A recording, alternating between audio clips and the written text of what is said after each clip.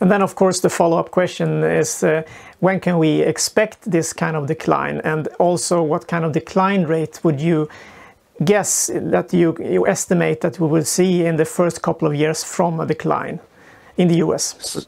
So that's, as you know, that's a very difficult question to answer, but my sense is that I fully expect that we will see declining shale oil production, certainly this decade, and probably quite a bit sooner. I would say realistically, within 2 or 3 years, I think the world will be very aware of the problem that it doesn't think that we have right now. So, 2026, 2025, 2027. I don't know exactly when it will be.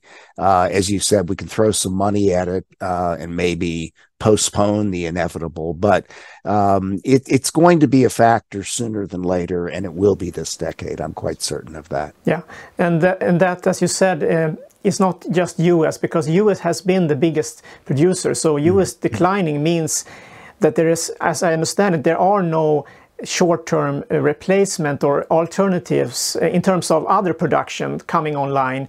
Let's say we have 2 or 3 million barrels coming in from, Iran or Saudi Arabia and so on, and the OPEC, of course, the OPEC countries together. But with a decline rate of, I don't know, 2-3 million or beyond that per year, there is no short-term alternative to the US shale oil. Is that correct? That is unfortunately correct. And so, for instance, Saudi Arabia has announced 2 or 3 what seem like important discoveries over the last year or two.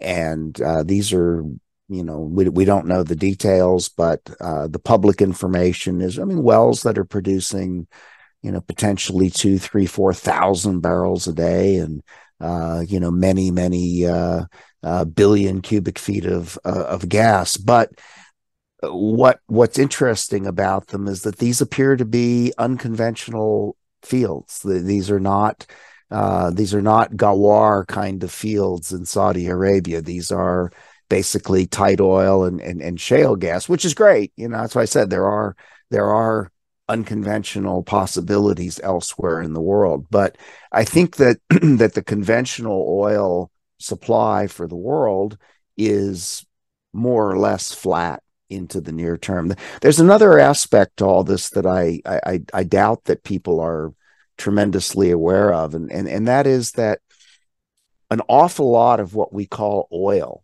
in the world is actually something called natural gas liquids.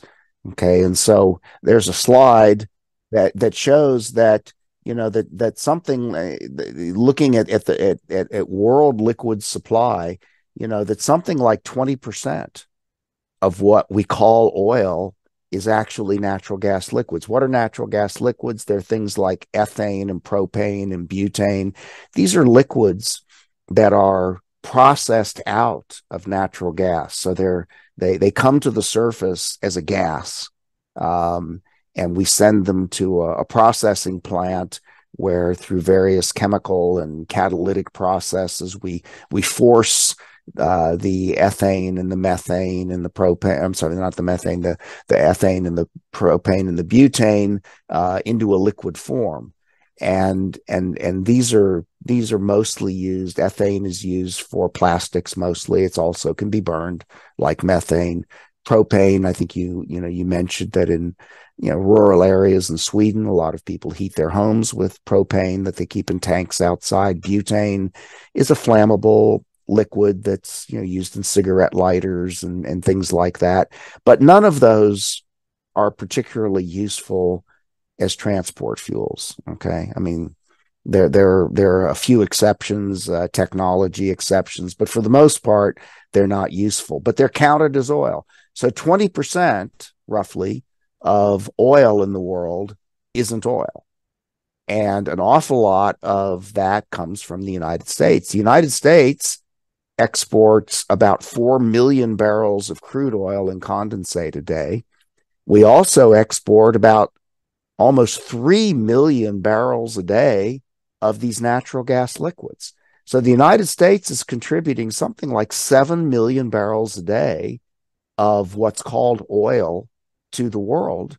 And what I'm showing you is that I think that supply is going to decrease. That's a tremendous proportion of, I mean, the world uses, let's say, 101, 102 million barrels a day. So the United States contribution, the export contribution, is like 6%, 5%.